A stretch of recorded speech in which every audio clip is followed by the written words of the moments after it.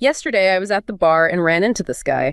When tariffs came up, he suddenly got incredibly excited, practically jumping up and down as he shared his thoughts with me, especially about the ones targeting Canada. His face was lit up with this almost giddy excitement. He kept saying it gave him a deep down satisfaction, like finally someone is putting them in their place. He told me he felt the U.S. had been played for a fool by its neighbors for decades, and these 100% tariffs felt like a long-awaited way to assert dominance.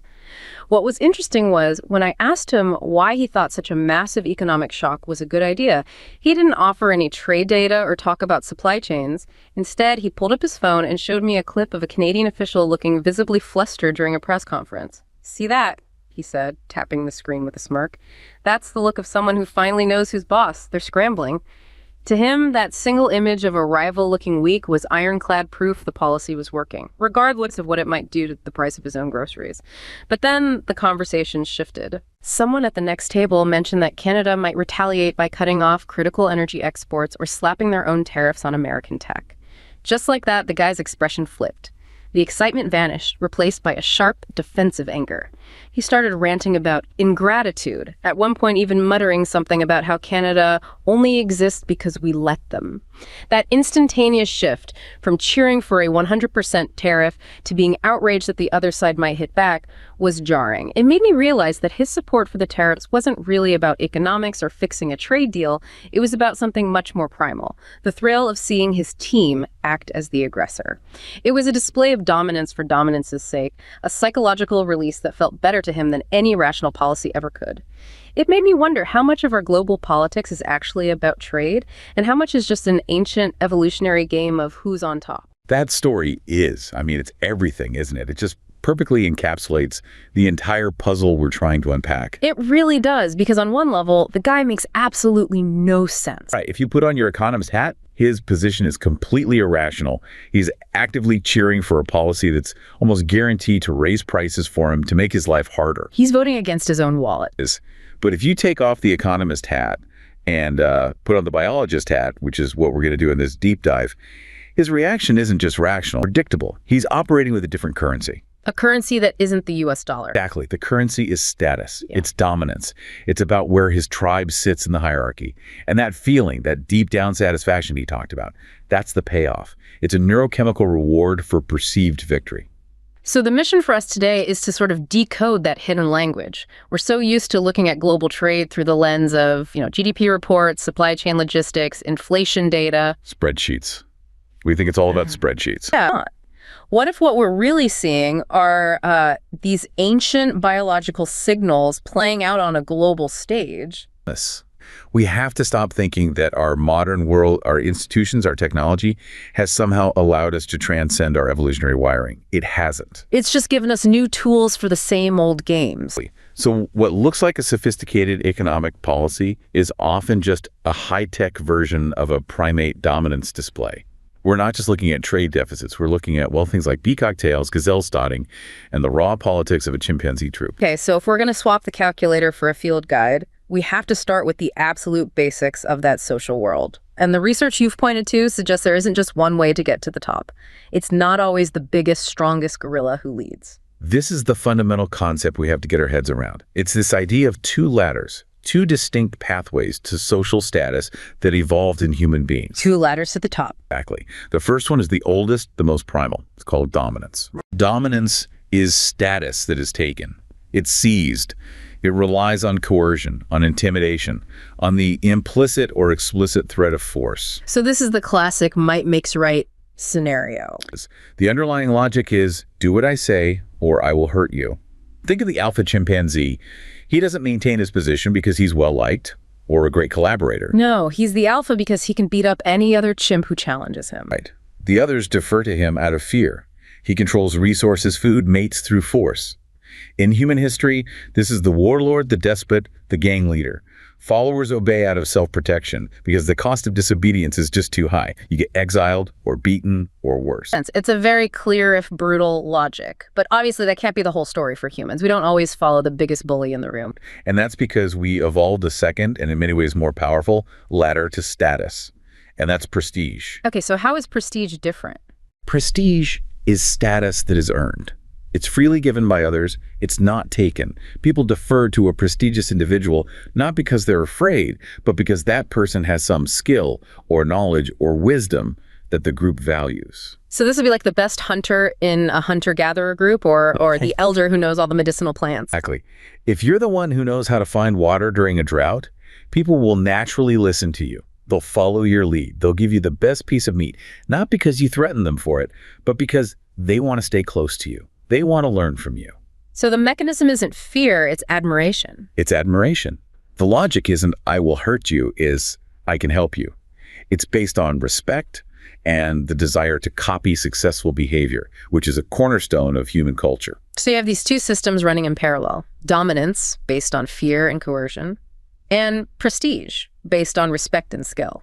And in the modern world, we kind of just lump this all together as leadership. We do, but they are fundamentally different strategies, and they thrive in different environments. Dominance strategies work best, or at least they emerge more, in times of, say, intense conflict or resource scarcity. When the tribe is under attack. Yes. When people feel threatened, their instincts tell them to look for a strongman, a warlord who can protect them and consolidate power. But prestige strategies, they flourish in stable, cooperative environments where the goal isn't just survival, but innovation, growth, and positive sum exchange. And what we're seeing in global politics right now, it feels like a clash between these two operating systems. It's a massive collision. You have entire institutions like the world of diplomacy or international finance that are built on the logic of prestige. And then you have leaders who come in and start playing a raw game of dominance. The systems don't know how to talk to each other. That's a perfect transition, actually, because this prestige game is so visible in the corporate world, especially with the rise of things like ESG, environmental, social, and governance metrics. It's all about signaling virtue. It's all about signaling. I came across a story that it nails this mindset perfectly. Let me just lay it out. I heard a story about a chief sustainability officer at a major investment firm in New York who spent months orchestrating a multi-billion-dollar shift into green frontier bonds.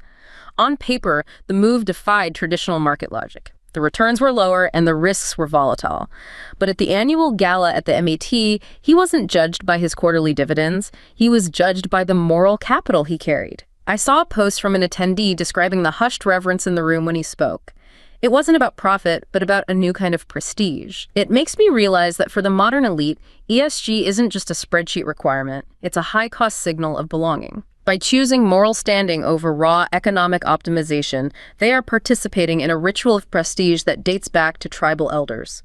As a journalist, I see this and wonder if we've simply traded the pursuit of gold for the pursuit of virtue, making the latter the most expensive luxury good in the world. The most expensive luxury good in the world. That is just... it's a brilliant way to put it, because that's exactly what's happening. What you're describing is a textbook example of what social scientists call moral grandstanding. Grandstanding, so it's a performance. It's a performance to acquire status within a prestige-based hierarchy. For that elite circle, just being rich isn't enough anymore. That's kind of crude. You know, a lot of people are rich. To really distinguish yourself, to be a leader, you have to be seen as good. You have to be virtuous. So the lower financial return on those green bonds isn't a bug, it's a feature. It's the whole point. It's the cost of the signal. Mm-hmm. By willingly taking a financial hit, he's signaling that he's above the grubby business of mere profit-seeking. He's operating on a higher plane. He's acquiring what you called moral capital. It's a membership fee for the elite club. But there's a really important detail here about how these signals work. For any of this to generate prestige, it absolutely has to be visible. People have to see you doing it. If you're virtuous in private, you get 0 status points. It doesn't count in the game. This is what researchers call the Toyota Prius effect. Yes, this was the study comparing the Prius to the Honda Civic Hybrid years ago. They both came out around the same time. Both were hybrids. Both saved a ton of gas. But the Honda Civic Hybrid looked just like a regular Honda Civic. It was anonymous. Right. The Prius, on the other hand, had that bizarre, unmistakable shape. You could spot it a mile away. It looked like a spaceship. It did, and it massively outsold the Civic Hybrid. Yeah. The research concluded that people weren't just buying fuel efficiency. They were buying a mobile billboard, a sign that shouted, "I am a good, environmentally conscious person." It's the going green to be seen phenomenon. The virtue is in the visibility. The visibility is everything. And this leads to an even more, let's say, pointed concept that's mentioned in the material. Yeah. the idea of luxury beliefs. Okay, what's a luxury belief? The term was coined by the sociologist Rob Henderson, and a luxury belief is an idea or an opinion that confers status on the upper class, but it comes at a very low personal cost to them. However, it often imposes a significant cost on the lower classes. So it's a belief that's affordable only to the rich. Yes. It's a way to signal your elite status, your sophistication. Think about some of the examples in our material, like supporting a board of peace or advocating for aggressive ESG mandates that might shut down a factory. Right. For a diplomat in a secure job or a banker in Manhattan, holding those beliefs is easy. It costs them nothing. In fact, it gains them prestige in their social circles. It shows they're enlightened, that they're concerned with these grand abstract ideals. But for the factory worker, that same belief could mean losing their job. The luxury belief signals refinement and separates the believer from the brute concerns of everyday economic survival. It's a status marker. It's a way of saying, my world is so secure that I can afford to focus on these higher order problems. And this creates a huge vulnerability in the system, doesn't it? Because this entire world of prestige, of luxury beliefs, of moral capital, it only works if everyone agrees to play by the same rules. It's a social contract. So what happens when a player comes along who doesn't care about those rules? What happens when a luxury belief runs headfirst into a raw dominance play? When a diplomat with a carefully crafted statement meets a leader with a 100% tariff threat? The whole system short circuits. The prestige player is left with no leverage. The moral capital just evaporates. It becomes worthless. Because soft power, prestige, reputation, they all depend on the other side caring about what you think of them. They depend on the other side wanting a seat at your table. But a dominance player doesn't want a seat at your table. They want to flip the table over. And take your food, yes. Yeah. Their power comes from fear and the ability to inflict pain. If your opponent doesn't care about being invited to the MET Gala or being praised by the New York Times, then your entire arsenal of prestige signals is useless. And this collision, this mismatch is causing so much anxiety right now. You can feel it in these institutions. It's like they're glitching. They don't know how to process what's happening. It's a classic evolutionary mismatch. Yeah. The environment has changed faster than their strategies can adapt. You know, there's another story in our stack that really gets at this feeling of sudden obsolescence. It's about a character who represents that entire old world order. I was reading a thread about a veteran diplomat in Ottawa who had spent 30 years mastering the art of the slow signal, the carefully worded communique, the subtle seating arrangement at a board of peace. Then, in a single afternoon, a series of 180 character posts from across the border rendered his entire department obsolete. The digital dominance signals were so fast and aggressive that the traditional diplomatic protocols looked like a horse and buggy trying to race a jet. Try to imagine the internal crisis of a man who realized that prestige no longer comes from institutional history, but from the ability to bypass hierarchies and speak directly to the lizard brain of the masses. It's a classic evolutionary mismatch. My take on this is a bit bittersweet. While social media democratizes communication, it destroys the luxury beliefs of diplomacy that once kept the world predictable. We are watching the dignified silence of the old world be ground out by the loud, dominance-seeking signals of the new. The horse and buggy trying to race a jet. That's the core of the mismatch. The old world of diplomacy, the world of prestige, is designed to be slow. It's deliberate. It's entirely deliberate. A communique takes weeks to draft. It goes through dozens of revisions, committees, approvals. The language is chosen with surgical precision.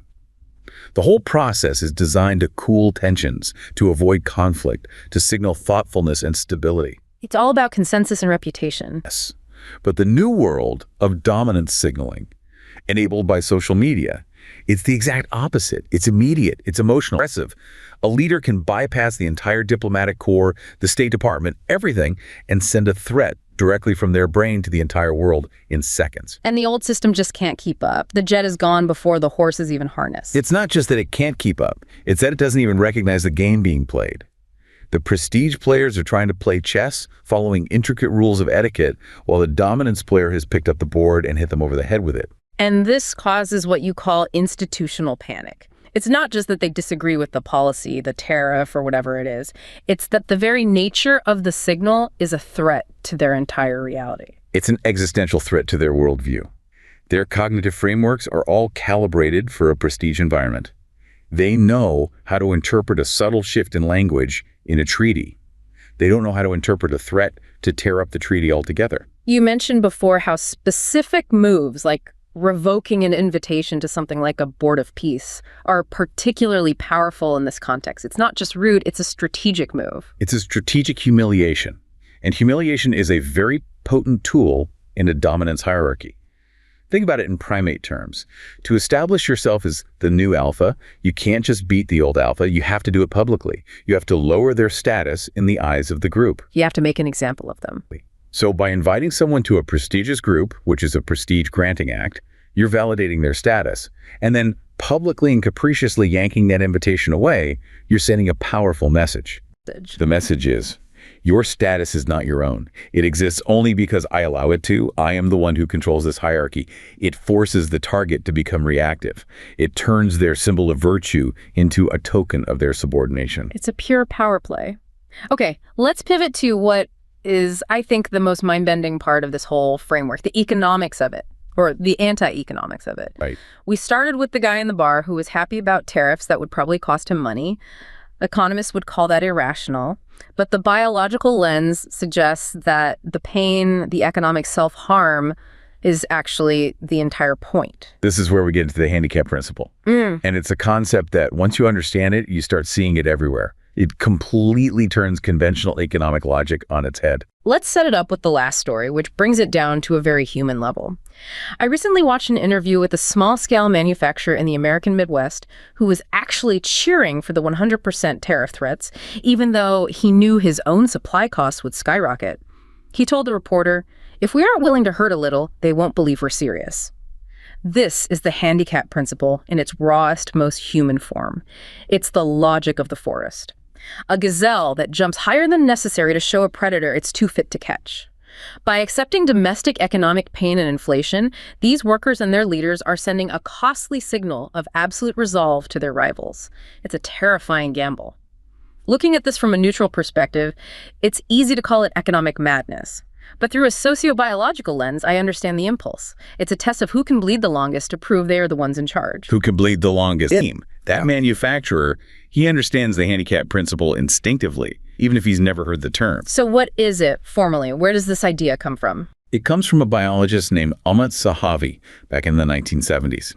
He was trying to explain biological traits that seem to make no evolutionary sense, traits that look like a massive disadvantage. And the classic example is the peacock's tail. The peacock's tail is the perfect example. That tail is huge, it's heavy, it's brightly colored. It takes an incredible amount of energy to grow and maintain. And worse, it makes the peacock slow and extremely visible to predators. It's basically a giant eat me sign. So from a pure survival of the fittest efficiency standpoint, it's a disaster. It's a total liability. But that's exactly why it's such a powerful and honest signal to the peahens. The tail is a handicap. And by surviving despite this handicap, the peacock is sending a message. The message is, I am so healthy, so strong, so genetically superior that I can afford to waste all this energy on this ridiculous tail and still outrun tigers. A weak, sickly peacock literally could not afford to produce such a magnificent tail. The cost of the signal guarantees its honesty. The cost proves the quality. What about the gazelle the story mentioned, the stotting? Stotting is another amazing example. A gazelle sees a predator, like a cheetah. Instead of immediately sprinting away, it does this weird thing where it jumps straight up and down, almost like it's on a pogo stick. Which seems like a terrible idea. It's wasting precious time and energy. But it's a costly signal. The gazelle is demonstrating to the cheetah, look how much excess energy I have. I can afford to waste it on these pointless jumps. You have no chance of catching me, so don't even bother trying. And what's incredible is that predators often read the signal correctly and give up the chase to find an easier target. Okay, so a heavy tail and pointless jumping prove fitness. How on earth does that translate to a 100% tariff? It's the exact same logic. If a national leader makes a threat that costs them nothing, if they just say, we are very displeased with your trade practices, what does that mean? Words. Cheap talk. It's cheap talk. Anyone can say it, strong or weak. It has no credibility. But what about 100% tariff? Well, the cost is huge. It triggers inflation at home, it disrupts your own supply chains, it hurts your own businesses and consumers, it makes your own voters angry. It hurts you. The economic damage to your own country is the handicap.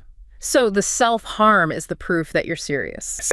The willingness to endure that pain, to impose that cost on your own people, is what makes the signal credible. The message is no longer just, we want a better deal. The message is, our national resolve is so absolute and our economy is so resilient that we can afford to set ourselves on fire just to watch you burn. It's a signal of immense strength because you're demonstrating that you can absorb a level of pain that a weaker nation couldn't. You're demonstrating that you're not bound by the normal, rational constraints of economic policy. You're willing to pay a cost that your opponent hopefully is not. That's how you establish dominance. In this game, credibility is purchased with pain. Which explains the phrase, trade wars are good and easy to win. It's not an economic statement, it's a dominance statement. It's pure signaling. This is why we have to see these actions not just as economic policy, but as strategic communication. And this was a hallmark of the Trump administration's approach, right? Using tariffs as a megaphone. Absolutely. The goal often wasn't just to correct the specific trade imbalance. It was to project an image of national strength and executive resolve. It was to shatter the old norms of predictable, prestige-based diplomacy. It's a version of the madman theory of politics. The theory, which goes back to Nixon, is that if you make your adversaries believe you are just unpredictable or irrational enough to do something truly crazy, like start a nuclear war or, in this case, blow up the global trade system, they'll be much more careful and more likely to give you what you want. If they think you're a rational actor, they can predict your moves and counter them. But if they think you're a madman, then all bets are off. It forces them to constantly recalculate, to err on the side of caution. It's a high-risk, high-reward dominant strategy. But I want to add a nuance here, because handicapping isn't always about being loud and aggressive. Okay. Sometimes the most powerful handicap is restraint, showing you have a weapon and choosing not to use it. You've got a note here about Abraham Lincoln and the Civil War, which feels like a big leap. But the underlying principle is identical. Think about the Emancipation Proclamation. By 1862, Lincoln had it ready.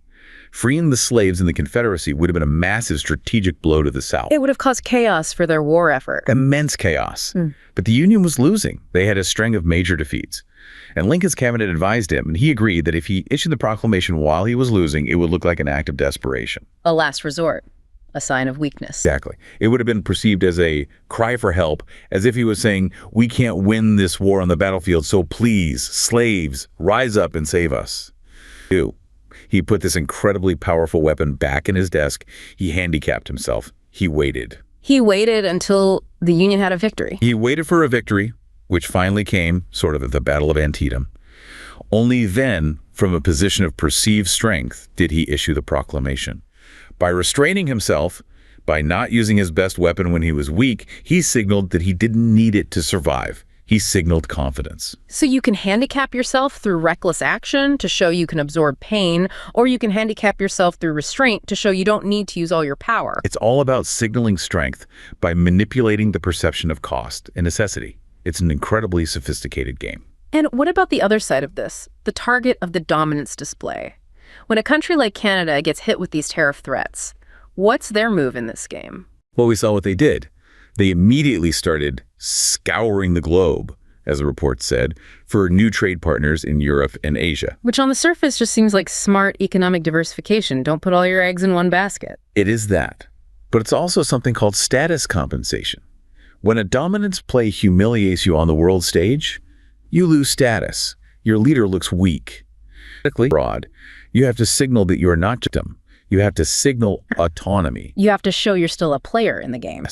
And that scramble for new deals is itself another costly signal. It takes enormous diplomatic effort, time, and money.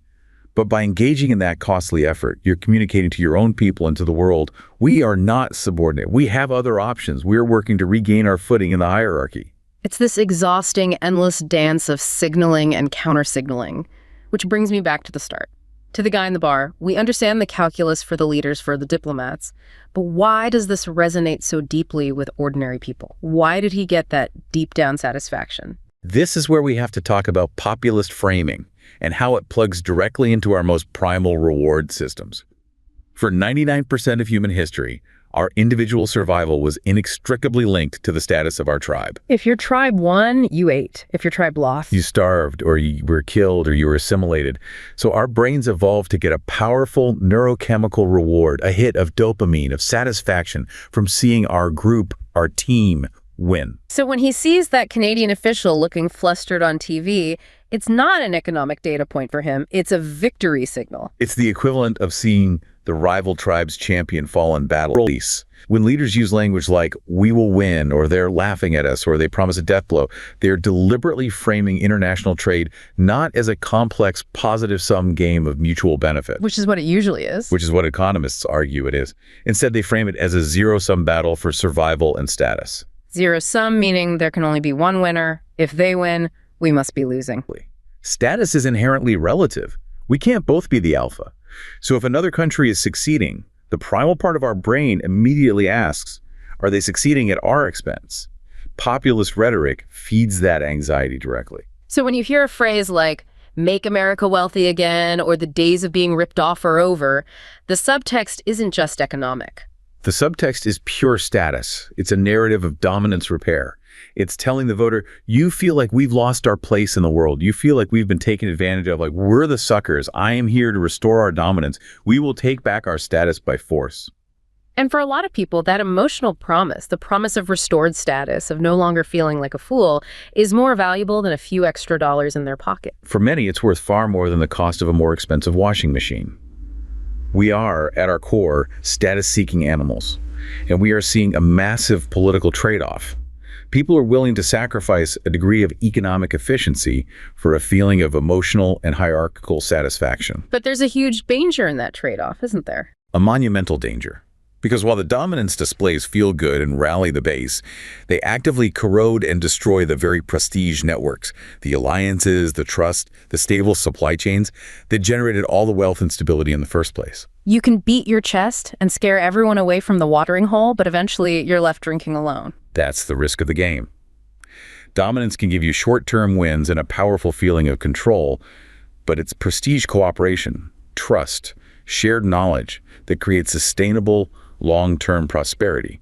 We are watching a global system built on prestige grapple with a powerful resurgence of dominance. So to bring this all together, this fight we're seeing, this clash between the world of the Board of Peace and the world of the 100% tariff, it's not just policy disagreement. It's not just politics, Burr. It's not. It's a fundamental conflict between two different evolutionary operating systems that are hardwired into the human brain. One system runs on luxury beliefs, on reputation, on the slow, careful cultivation of prestige. The other runs on raw dominance, on the credibility of pain, on the logic of the handicap principle. And neither one is right or wrong in an evolutionary sense. They're just strategies, tools for different environments. And it really does change how you see the world, how you read the news.